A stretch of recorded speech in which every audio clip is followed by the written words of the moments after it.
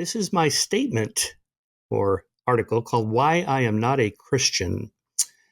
This is in response to Ayaan Hirsi Ali's declaration, Why I Am Now a Christian. As Ayaan explained in her essay, that her title comes from, of course, the original Bertrand Russell famous essay, Why I Am Not a Christian. So she is saying she is now a Christian, and she explains why. So I thought I would do an audio version of my response to her. I've known Ayaan for many years. She's been a guest on this show. I've been a guest on her podcast. We've appeared together at conferences numerous times. I've read all of her books, and I support her heroic work defending women's rights, civil rights, free speech, and freedom of religious expression, along with her brave stand against intolerance, bigotry, and hate, religious or otherwise. I'll never forget when she spoke at Occidental College when I was a professor there, that during the Q&A, two Muslim women dressed in the hijab accused her of Islamophobia and unfairly characterizing Islam as a religion of violence. Here is what she said to them. Then why do I have to travel with armed guards to protect me from death threats I receive from members of my own religion of Islam? Ayaan has pride of place in the pantheon of greats who have had the courage of their convictions to the point of putting their own lives on the line in the name of universal principles of justice and freedom. Nothing Ayaan has written in her essay changes my evaluation of her as a heroic figure. I simply think she's mistaken. We all are about a great many things, and maybe I'm wrong here and she's right. But I think reason and history prove otherwise. Let me explain. In the spirit of respect for what is on the line here, starting with the subtitle of Ayaan's essay, Atheism Can't Equip Us for Civilizational War. She's right, but not in the way she thinks. Atheism, per se, can't equip anyone for anything because it's not a belief system or a worldview.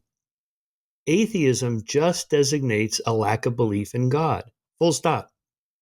It is a purely negative statement, an indicator that someone does not believe. A lack of belief can never be the basis of a belief system. I'm an atheist in the same sense that I'm an a-supernaturalist or an a-paranormalist. There's no such thing as the supernatural or the paranormal. These descriptors are just linguistic placeholders for mysteries we have yet to explain. Once explained, they move into the realm of the natural and the normal. If there is a realm of the supernatural and the paranormal, there's no way for a natural and normal being like us to perceive or understand it. So what are we even talking about when we use those words? From this misunderstanding of what atheism is, Ayaan deduces that it can't handle the stressors of current events. Here's what she writes, and I encourage you to read her entire essay. I have the link posted on the Substack Skeptic column from which I'm reading here. Here's Ayaan. Western civilization is under threat from three different but related forces. The resurgence of great power authoritarianism and expansionism in the forms of the Chinese Communist Party and Vladimir Putin's Russia, the rise of global Islamism, which threatens to mobilize a vast population against the West, and the viral spread of woke ideology, which is eating into the moral fiber of the next generation. Close quote from Ayaan. Again, she's right. Atheism can do nothing about these threats because it's not a positive assertion of principles that counter authoritarianism, expansionism, Islamism, China, Russia, and woke ideology. What can? Ayaan mentions, quote, modern secular tools, military, economic, diplomatic, and technological efforts to defeat, bribe, persuade, appease, or surveil. Ayaan says these are not enough because, quote, we find ourselves losing ground. Are we? I don't think so, but it's a debatable point, so let's set that aside for a moment and look at the matter of whether or not the world is getting better or worse this week, month, or year, and instead take the long view. of what has driven moral progress over the centuries. In my books, The Moral Arc and Giving the Devil His Due, I show that it isn't atheism bending the arc of justice and freedom, but Enlightenment humanism, a cosmopolitan worldview that places supreme value on human and civil rights, individual autonomy and bodily integrity, free thought and free speech, the rule of law, and science and reason as the best tools for determining the truth about anything. It incorporates scientific naturalism, the principle that the methods of science operate under the presumption that the world and everything in it is the result of natural processes in a system of material causes and effects that does not allow or need the introduction of supernatural forces. By extension from above, if God is a supernatural being outside of space and time, and therefore unknowable in any rational or empirical manner, it is not possible for natural creatures like us to understand a supernatural deity. Scientific naturalism and Enlightenment humanism made the modern world, and many of the founding fathers of the United States, for example, Thomas Jefferson, Thomas Paine, Benjamin Franklin, James Madison, and John Adams, were either practicing scientists or were trained in the sciences, and their construction of the Constitution and the principles on which it is based were thoroughly secular and based on the best science and philosophy of the day. It is my hypothesis that in the same way that Galileo and Newton discovered physical laws and principles about the natural world that really are out there, so too did the founders discover moral laws and principles about human nature and human society that really do exist. Just as it was inevitable that the astronomer Johannes Kepler would discover that planets have elliptical orbits, given that he was making accurate astronomical measurements, and given that planets really do travel in elliptical orbits, he could hardly have discovered anything else. Scientists studying political, economic, social, and moral subjects will discover certain things that are true in these fields of inquiry. For example, that democracies are better than autocracies, that market economies are superior to command economies, that torture and the death penalty do not curb crime, that burning women as witches is a fallacious idea, that women are not too weak and emotional to run companies or countries, that blacks do not like being enslaved, and that the Jews do not want to be exterminated. Why? The answer is that it is in human nature to struggle to survive and flourish in the teeth of nature's entropy, and having the freedom, autonomy, and prosperity available in free societies, built as they were on the foundation of scientific naturalism and Enlightenment humanism, that seek to discover the best way for humans to live, enables individual sentient beings to live out their evolved destinies. This is moral realism, and it doesn't require a deity to justify its validity. Steven Pinker explains the logic. Here's Steve. Quote, if I appeal to you to do anything that affects me, to get off my foot or tell me the time or not run me over with your car, then I can't do it in a way that privileges my interest over yours. Say, retaining my right to run you over with my car if I want you to take me seriously. Unless I'm a galactic overlord, I have to state my case in a way that would force me to treat you in kind. I can't act as if my interests are special just because I'm me and you're not, any more than I can persuade you that the spot I'm standing on is a special place in the universe just because I happen to be standing on it. This is the principle of interchangeable perspectives developed by Pinker in his 2018 book, Enlightenment Now, which I highly recommend.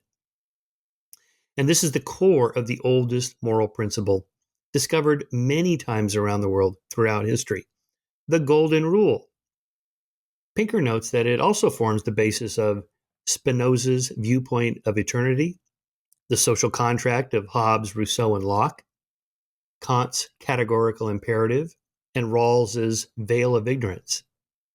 It also underlies Peter Singer's theory of the expanding circle, the optimistic proposal that our moral sense, though shaped by evolution to overvalue self, kin, and clan, can propel us on a path of moral progress as our reasoning forces us to generalize it to larger and larger circles of sentient beings. Thus, there are perfectly rational reasons to ground morals and values in universal humanistic principles. And these do not depend on adherents being theists or atheists. That they are universal principles mean that they apply to all people: Jews, Christians, Muslims, Buddhists, Hindus, pantheists, deists, agnostics, and even atheists. Whether or not there is a God, much less the Christian God, is irrelevant. That's what universal means. Are there good reasons to believe in God?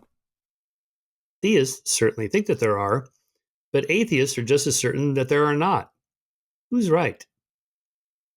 I've written numerous articles, essays, reviews, and book chapters on this subject, and in my next book, titled Truth: What It Is, How to Find It, Why It Matters, forthcoming from Johns Hopkins University Press in 2025, the same publishers from my conspiracy book, I review the top 20 philosophical and scientific arguments for God's existence and the counter arguments against them. So I won't adjudicate the matter here. I would stretch this out to over an hour. I'll simply note that both sides have strong arguments, and that ultimately it's not a question that can be definitively answered in the affirmative through philosophy or science. So it comes down to faith. One either makes the leap for personal reasons or not.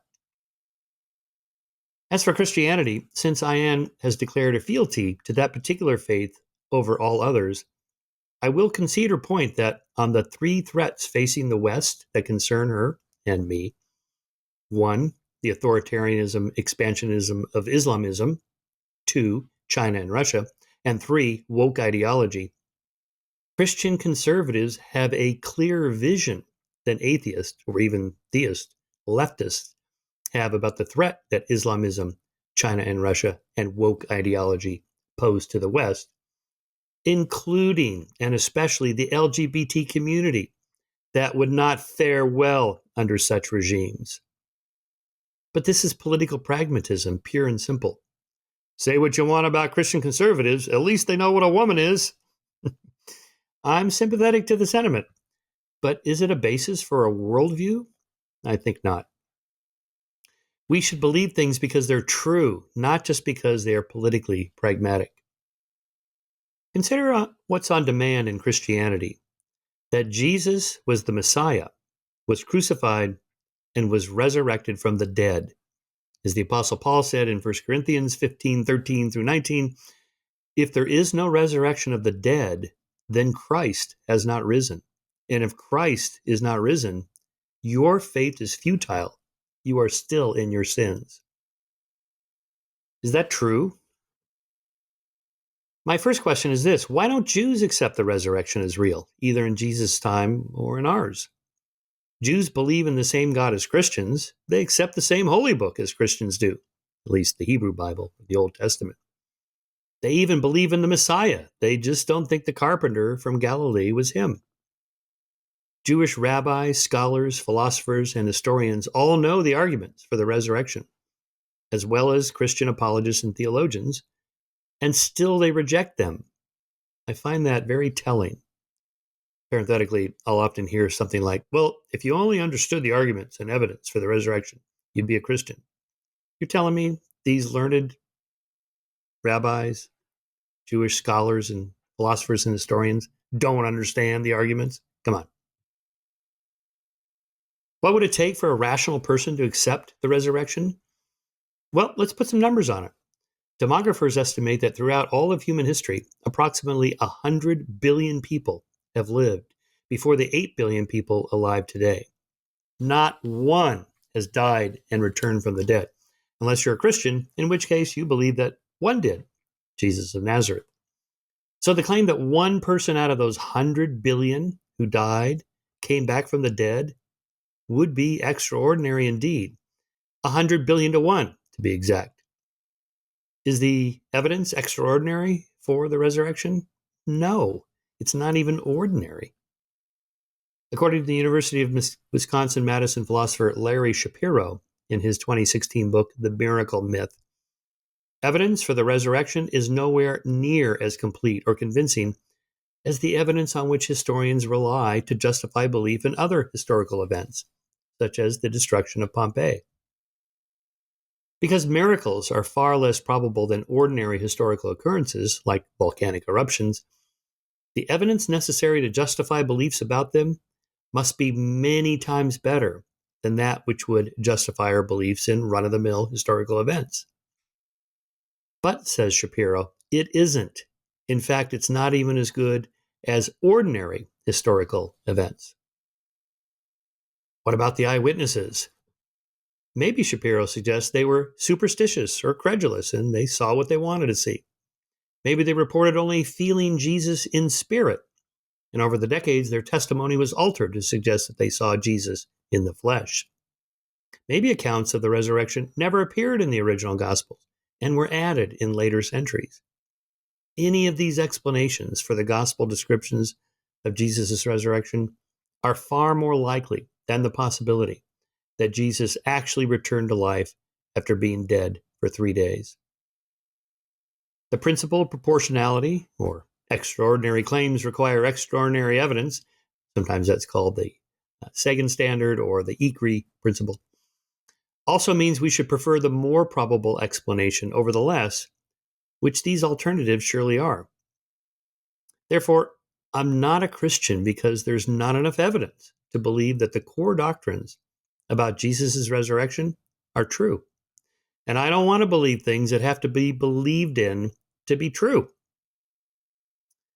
What about the moral and political principles of Christianity upon which the West is claimed to be based? In the moral arc, I make the case that Christianity went through the Enlightenment and came out the other end with the values so revered today by Westerners. This is not due to some new revelation from God. Thou shalt grant women equal rights as men. Thou shalt not enslave thy fellow humans. Or interpretation of Scripture like Galatians 3:28 that says, there is neither Jew nor Greek, there is neither bond nor free, there is neither male nor female, for ye are all one in Christ Jesus, is actually channeling the 1964 Civil Rights Act that prohibits discrimination on the basis of race, color, religion, sex, or national origin. Right. Rather, once moral progress in a particular area is underway due to secular forces, most religions eventually get on board, as in the abolition of slavery in the 19th century, civil rights and women's rights in the 20th century, and gay rights in the 21st century. But this often happens after a shamefully protracted lag time.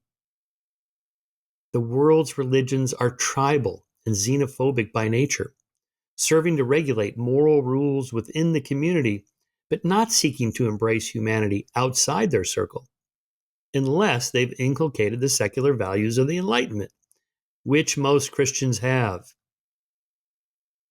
Religion, by definition, forms an identity of those like us, in sharp distinction from those not like us, those heathens, those unbelievers. Most religions were pulled into the modern Enlightenment with their fingernails dug into the past. Change in religious beliefs and practices, when it happens at all, is slow and cumbersome. And it almost always is in response to the church or its leaders facing outside political or cultural forces. Even if our morality does not originate in the Bible, religious believers will often argue that Christianity gave Western civilization its most precious assets: art, architecture, literature, music, science, technology, capitalism, democracy, equal rights, and the rule of law. First, no one disputes the magnificence of countless works of art, architecture, literature, and music that were inspired by Christianity.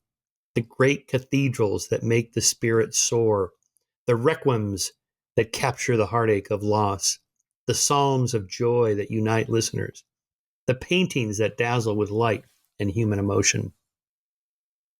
But artists who lived in a Christian world, were surrounded by other Christians, who understand next to nothing beyond Christianity, and who are likely being supported by Christian patrons, are going to produce Christian work.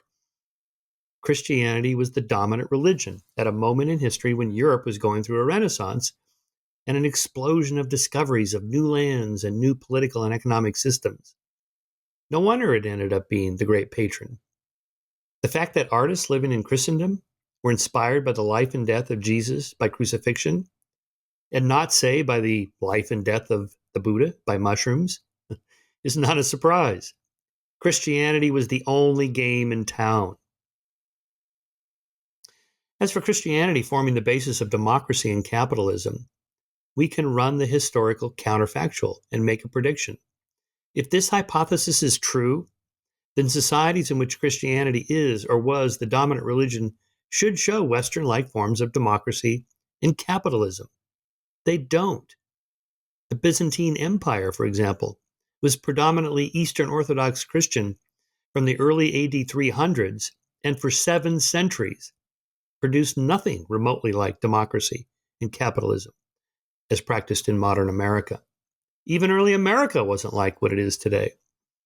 When a mere 2 centuries ago, women couldn't vote, slavery was legal and widely practiced, and capitalism's wealth was vouchsafed to only a tiny minority of landholders or factory owners.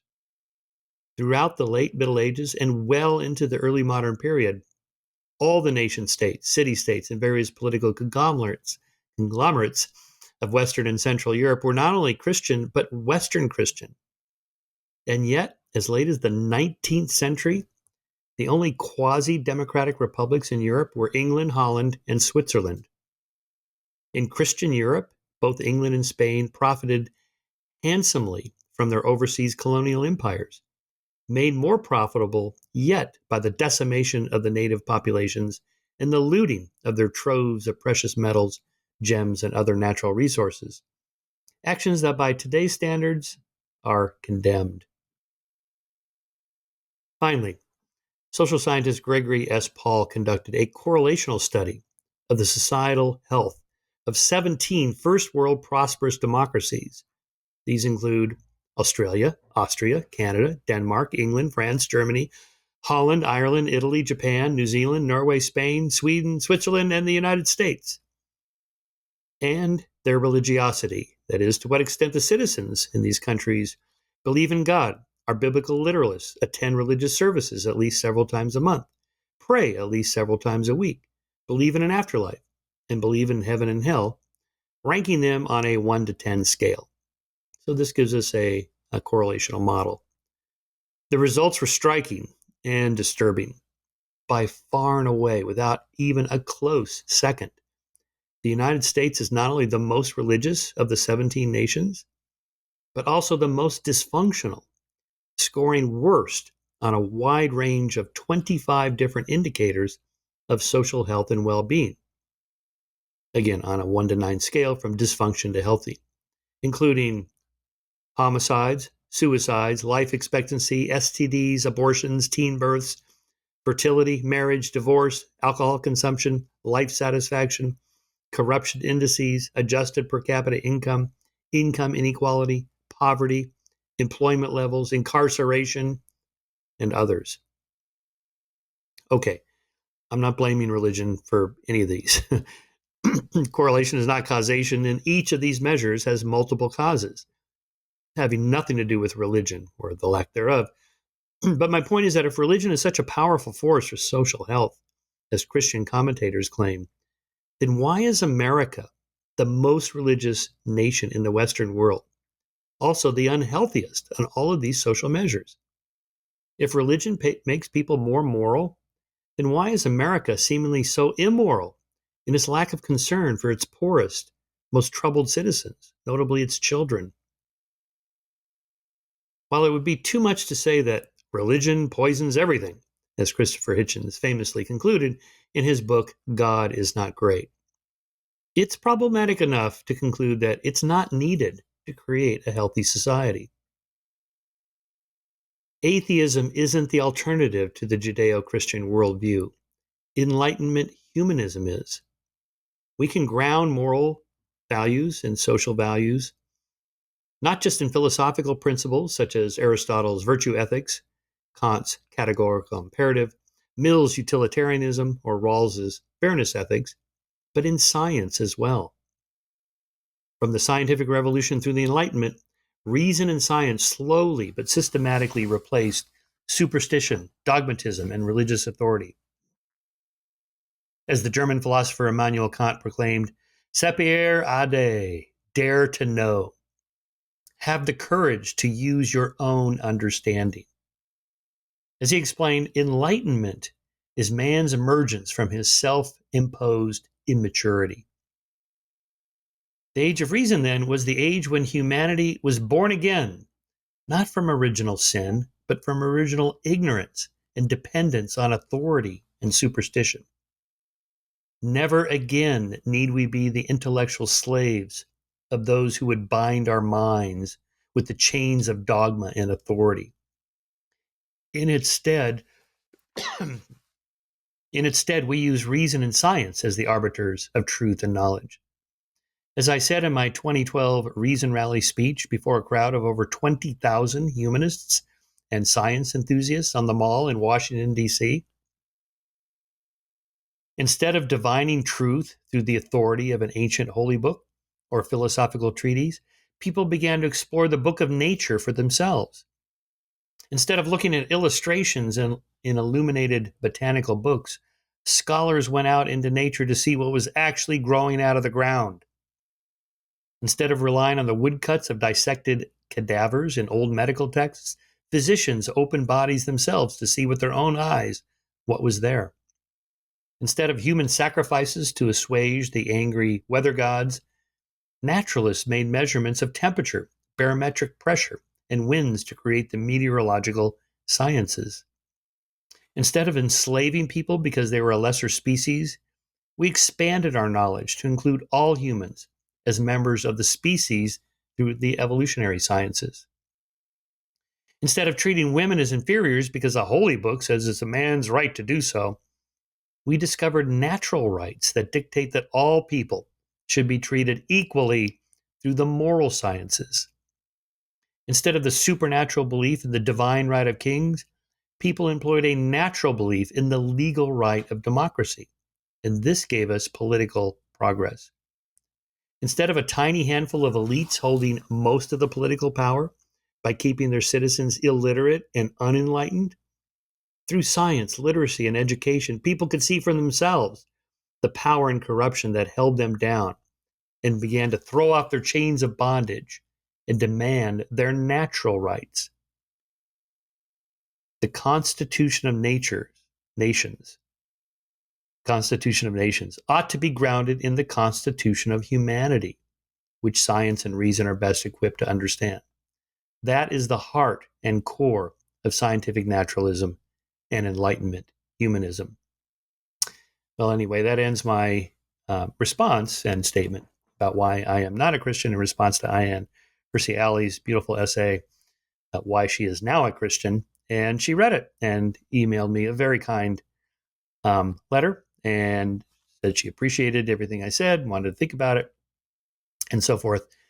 I also made in a subsequent exchange with her a point about religious truths, the resurrection, being different from scientific empirical truths. This is a chapter in my next book.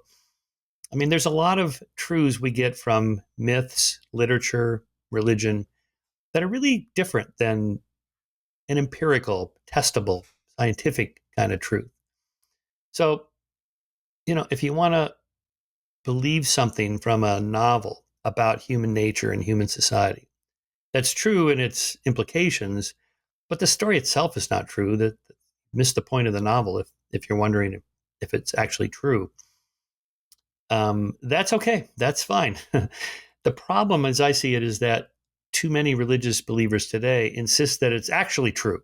I mean, Jesus really was dead and really rose from the dead, not mythologically, not in some psychological sense or metaphorical sense or literary sense, but actually happened. That's when people like me and others say, hang on, what's your evidence for that? What's the justification for that belief? That is knowledge, defined as justified true belief. You have to have justifications for those kind of empirical scientific claims, knowledge claims. I just think religion's in a different category. But I'm in the minority in that position. Most religious believers today think it has to be literally true. That I think is a mistake. So that's why I'm not a Christian. All right. Thanks for listening, and we'll see you next time.